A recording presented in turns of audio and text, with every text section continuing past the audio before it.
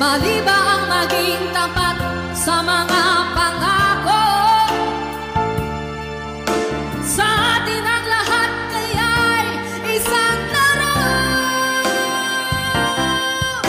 Sadyang pag-ibig natin ay nakakapanghinayang, ngunit sa ating mga mata ito'y kalabisan.